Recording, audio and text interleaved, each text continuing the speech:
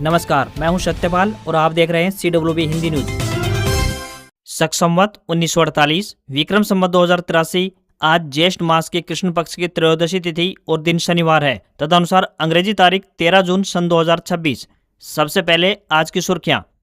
Monsoon Jharkhand Odisha पहुंचा, 9 दिन में 19 राज्य कवर किए। राजस्थान समेत 22 राज्यों में ऑरेंज अलर्ट जारी। हरियाणा सरकार का बड़ा फैसला, खरीफ सीजन में खाद्य वितरण पर रहेगी सख्त निगरानी। BPL और AA परिवारों को बड़ी राहत, हरियाणा में 15 जून तक मिलेगा बकाया राशन, बताएंगे पूरी अपडेट। उषा प्रियदर्शनी होंगी हरियाणा महिला आयोग की नई चेयरपर्सन। बेटी वाले बयान पर विवाद के बाद रेणु भाटिया ने दिया था इस्तीफा। हरियाणा स्वास्थ्य विभाग और मेदांता फाउंडेशन के बीच हुआ समझौता, महिलाओं बच्चों को घर के पास मिलेगी मुफ्त स्वास्थ्य सुविधाएं, 3 शहरों में योजना शुरू। MP कुमारी शैलजा बोली, नायब श्रेणी पहले हरियाणा संभाले, पंजाब नहीं। सरकार पूरी तरह नाकाम, भाजपा अपनी नाकामियां छिपा रही। नीट UG रे एग्जाम 3 घंटे 15 मिनट का होगा, 4 रफ वर्क शीट मिलेंगी। NTA ने जारी की री एग्जाम की नई गाइडलाइंस।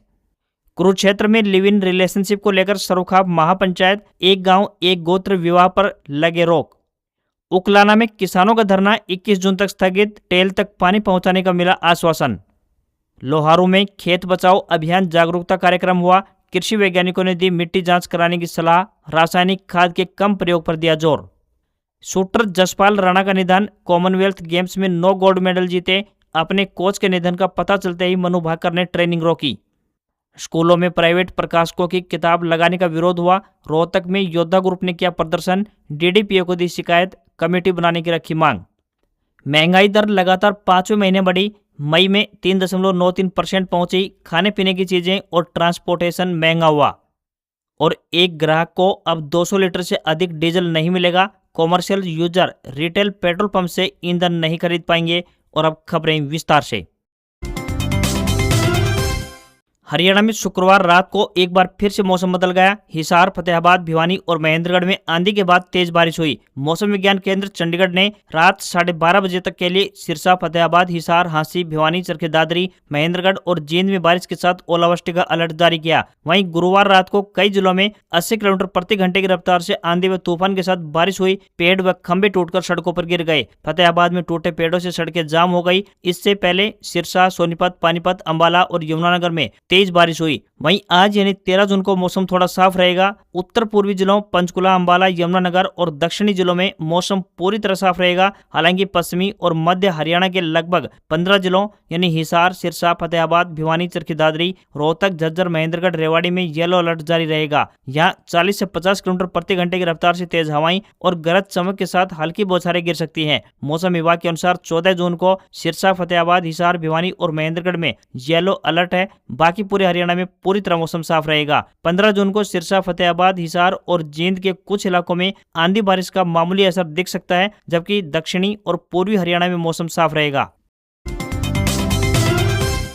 बेटी वाले बयान पर विवाद पर रेणु भाटिया के इस्तीफा देने के बाद हरियाणा सरकार ने राज्य महिला आयोग का दोबारा गठन कर दिया है। वर्तमान में महिला मोर्चा BJP की प्रदेश अध्यक्ष की जिम्मेदारी संभाल रही उषा प्रियदर्शनी को नया चेयरपर्सन बनाया गया है। वे गुरुग्राम की रहने वाली हैं और जनवरी 2024 में हरियाणा BJP महिला मोर्चा की प्रमुख बनी थी। इसके अलावा सरकार ने मीना परमार को वाइस चेयरमैन बनाया है। मीना भाजपा महिला मोर्चा की प्रदेश महामंत्री और तोसाम विधानसभा क्षेत्र से भाजपा के टिकट पर चुनाव लड़ चुकी है। इसी के साथ महिला आयोग में 5 सदस्य भी नियुक्त किए गए हैं। इनमें नारनौल की पूर्व चेयरपर्सन भारती सैनी, सुनीता लोचाब, सुमन शहजादवाला, डॉक्टर अनुकंपा गर्ग, सुनीता चौहान का नाम भी शामिल है। राज्यपाल की ओर से जारी आदेश के अनुसार इन नियुक्तियों को तत्काल प्रभाव से लागू कर दिया गया है। कुरुक्षेत्र की अंतर्राष्ट्रीय जाट धर्मशाला में शुक्रवार को 3 दिवसीय उत्तर भारत सरोखाप महापंचायत चिंतन शिविर शुरुआत हुई। पहले दिन हरियाणा, पंजाब, राजस्थान, दिल्ली और उत्तर प्रदेश से 50 से अधिक खाप पंचायतों के प्रतिनिधि पहुंचे। किसान संगठनों और अन्य सामाजिक संस्थाओं के प्रतिनिधियों ने हिस्सा लिया। बैठक में सबसे अधिक चर्चा समाज में बढ़ती सामाजिक बुराइयों, युवाओं के भटकाव, नशे की समस्या, live in relationship, love marriage और एक गांव एक गोत्र विवाह जैसे मुद्दों पर बातचीत हुई। शिविर में 2 स्तरों पर चर्चा हो रही है। पहला, समाज के अंदर बढ़ रही बुराइयों को कैसे खत्म किया जाए। दूसरा, उन कानूनों और सामाजिक व्यवस्थाओं पर विचार किया जाए जिनका सीधा असर समाज और परिवार पर पड़ रहा है। बैठक में खाप प्रतिनिधियों ने लिव इन रिलेशनशिप को प्रमुख मुद्दा बताया। लिव इन रिलेशन समाज को तोड़ रहा है। इससे एक नहीं बल्कि रिलेशन में रहने वालों के परिवार भी खराब हो रहे हैं। ये परिवारों के सामने नई चुनौतियां खड़ी कर रहे हैं। परिवार समाज की सबसे छोटी लेकिन सबसे मजबूत इकाई है। देशवाल खाप के प्रधान संजय देशवाल ने कहा कि लव मैरिज से कोई एतराज नहीं है, लेकिन उसमें माँ बाप की सहमति जरूरी है। अगर बच्चा अपने माँ बाप का विरोध करके उनको छोड़कर चला जाए तो सबसे अधिक दुख उनको होता है। इसलिए यह कानून जरूर होना चाहिए। शिविर का उद्देश्य केवल चर्चा करना नहीं बल्कि सामाजिक स्तर पर जागरूकता अभियान चलाकर समाज को प्रभावित करने वाले मुद्दों पर ठोस कार्य योजना तैयार करना है। इस बार खाप पंचायतें सामाजिक और कानूनी दोनों पहलुओं पर विस्तृत मंथन कर आगे की रणनीति तय करेंगी।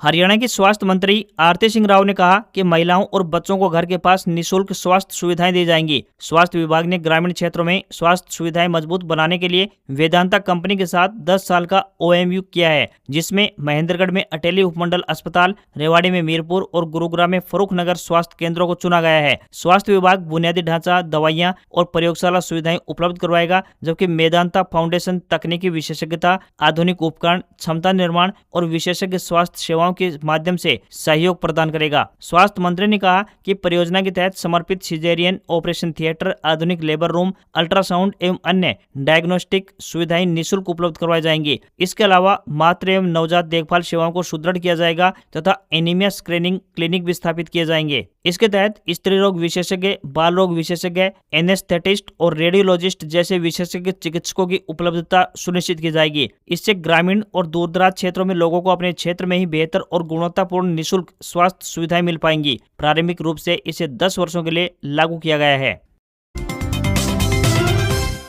पूर्व केंद्रीय मंत्री एवं सिरसा से कांग्रेस सांसद कुमारी शैलजा ने शुक्रवार को उकलाना पहुंचकर प्रदेश और केंद्र सरकार पर जमकर निशाना साधा। उन्होंने कहा कि हरियाणा के मुख्यमंत्री नायब सिंह सैनी पंजाब के दौरों में अधिक व्यस्त हैं, जबकि हरियाणा की व्यवस्था लगातार बिगड़ती जा रही है। मुख्यमंत्री को पहले हरियाणा की समस्याओं पर ध्यान देना चाहिए। कुमारी शैलजा ने पत्रकारों से बातचीत करते हुए कहा कि प्रदेश में कानून व्यवस्था की स्थिति चिंताजनक बनी हुई है। आम लोगों के कार्य समय पर नहीं हो पा रहे हैं और उन्हें सरकारी कार्यालयों के बार बार चक्कर लगाने पड़ रहे हैं। प्रशासनिक व्यवस्था भी कमजोर होती जा रही है। उन्होंने कहा कि यदि मुख्यमंत्री हरियाणा को बेहतर ढंग से संभालने में सफल हो जाते हैं तो उनका प्रचार अपने आप हो जाएगा, लेकिन वर्तमान में भाजपा सरकार प्रदेश के विकास और जन समस्याओं के समाधान में पूरी तरह विफल साबित हो रही है। केंद्र सरकार पर हमला बोलते हुए कुमारी शैलजा ने कहा कि प्रधानमंत्री नरेंद्र मोदी के 12 वर्षों के कार्यकाल में महंगाई और बेरोजगारी लगातार बढ़ी है, जिससे आम जनता का जीवन प्रभावित हुआ है। उन्होंने कहा कि देश के प्रथम प्रधानमंत्री पंडित जवाहरलाल नेहरू की तुलना वर्तमान सरकार से करना उचित नहीं है। नेहरू के नेतृत्व में देश में बड़े बड़े औद्योगिक संस्थान, एम्स, IIT और IIM जैसी महत्वपूर्ण संस्थाओं की स्थापना हुई, जिन्होंने आधुनिक भारत की नींव रखने में अहम भूमिका निभाई। कुमारी शैलजा ने आरोप लगाया कि आज देश कई मामलों में बाहरी दबाव के प्रभाव में नीतियां बना रहा है, जबकि आम जनता महंगाई और आर्थिक चुनौतियों से जूझती हुई दिखाई दे रही है। भिवानी जिले में लोहारू के गांव कुरडल में कृषि विज्ञान केंद्र और कृषि एवं किसान कल्याण विभाग ने संयुक्त रूप से खेत बचाओ अभियान के तहत एक जागरूकता कार्यक्रम आयोजित किया। इस दौरान किसानों को मृदा जांच के महत्व के बारे में विस्तृत जानकारी दी गई। कृषि विज्ञान केंद्र की मृदा वैज्ञानिक डॉक्टर ममता फोगाट ने किसानों से मिट्टी की जांच के आधार पर ही खाद का प्रयोग करने का आग्रह किया। डॉक्टर फोगाट ने बताया कि मृदा जांच से खेत की उर्वरता, पोषक तत्वों की उपलब्धता और उनकी कमी का सटीक आकलन होता है। उन्होंने किसानों से रासायनिक खाद के अंधाधुंध प्रयोग से बचने और मृदा जांच रिपोर्ट के आधार पर संतुलित व वैज्ञानिक तरीके से खाद एवं उर्वरकों का उपयोग करने का आह्वान किया। उन्होंने यह भी बताया कि वैज्ञानिक पद्धति से उर्वरकों का उपयोग करने से फसल उत्पादन बढ़ता है, लागत कम होती है और फसल की गुणवत्ता में सुधार आता है। कार्यक्रम में किसानों को मृदा नमूना लेने की सही विधि भी सिखाई गई ताकि जांच के परिणाम सटीक मिल सके। इस अवसर पर डॉक्टर राहुल छिल्लर ने किसानों को फसल चक्र अपनाने की भी सलाह दी। उन्होंने कहा कि नियमित फसल चक्र से मिट्टी की उर्वरता बनी रहती है, कीट एवं रोगों का प्रकोप कम होता है और उत्पादन लागत घटती है। कृषि विशेषज्ञों ने किसानों से अपील की कि वे मृदा संरक्षण और संतुलित उर्वरक उपयोग के इस संदेश को अन्य किसानों तक अवश्य पहुंचाएं।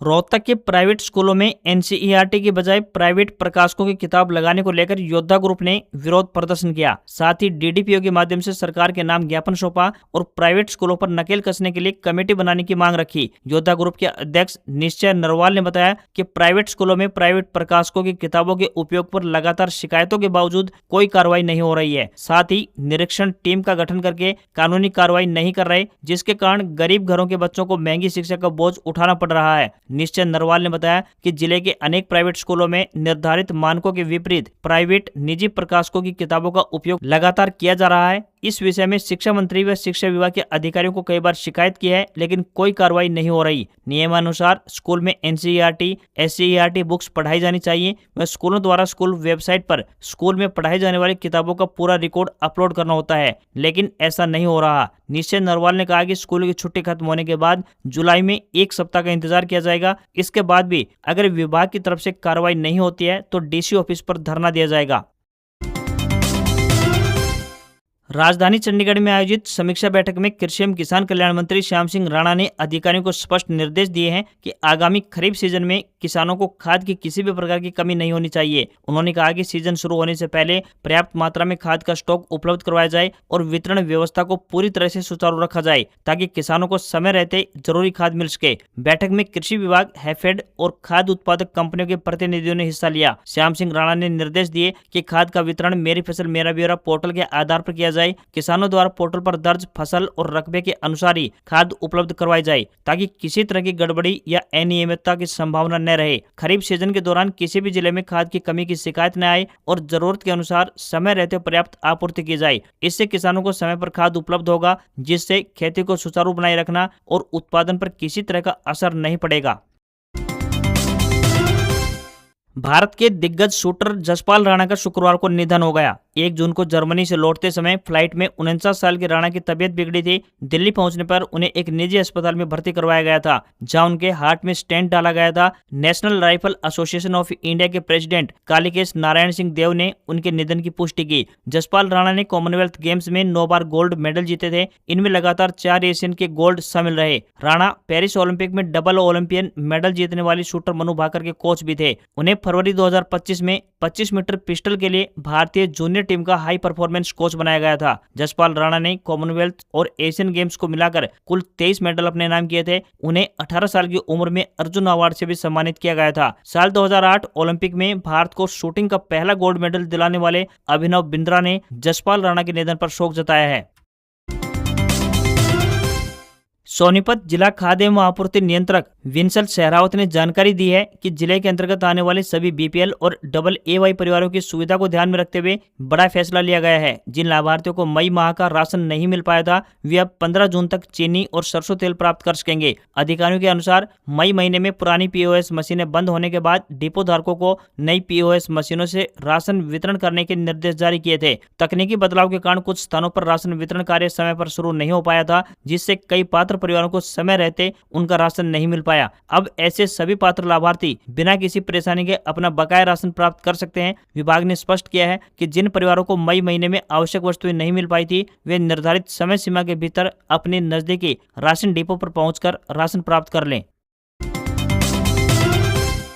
देश में मानसून लगातार आगे बढ़ रहा है। शुक्रवार को झारखंड और ओडिशा के कुछ हिस्सों में इसकी एंट्री हो गई है। हालांकि महाराष्ट्र में मानसून की रफ्तार अभी धीमी ही है। अगले 3 दिन में मानसून के छत्तीसगढ़ और उत्तर प्रदेश में एंट्री करने की संभावना है। 4 जून को केरल में दस्तक देने के बाद मानसून 9 दिन में 19 राज्यों तक पहुंच चुका है। IMD के मुताबिक गुजरात को छोड़कर बाकी सभी राज्यों में प्री मानसून एक्टिव है। मध्य प्रदेश और राजस्थान समेत 22 राज्यों में बारिश का ऑरेंज अलर्ट जारी है। कई जगह 60 किलोमीटर प्रति घंटे तक की रफ्तार से हवाएं चल सकती हैं। इधर दिल्ली, NCR और हरियाणा में गुरुवार रात कई इलाकों में 70 से 80 किलोमीटर प्रति घंटे की रफ्तार से हवाएं चली। इससे तेज गर्मी से राहत अवश्य मिली। बारिश के बावजूद यूपी, दिल्ली, राजस्थान, MP, महाराष्ट्र, गुजरात, पंजाब, छत्तीसगढ़, ओडिशा, तेलंगाना और हरियाणा के कई शहरों में पारा 40 डिग्री सेल्सियस से अधिक रहा। देश में सबसे ज्यादा पारा पंजाब के बठिंडा में दर्ज किया गया। यहाँ पारा 46.2 डिग्री सेल्सियस रहा। वहीं राजस्थान के श्रीगंगानगर में पारा 44.6 डिग्री सेल्सियस दर्ज किया गया। आज यानी 13 जून को दिल्ली, पंजाब, हरियाणा, राजस्थान और उत्तर प्रदेश में आंधी तूफान के साथ बारिश हो सकती है। 50 से 70 किलोमीटर प्रति घंटे की रफ्तार से तेज हवाएं चलने का अनुमान लगाया गया है। जम्मू कश्मीर, हिमाचल प्रदेश और उत्तराखंड में बारिश के साथ ओले गिरने की भी आशंका व्यक्त की गई है।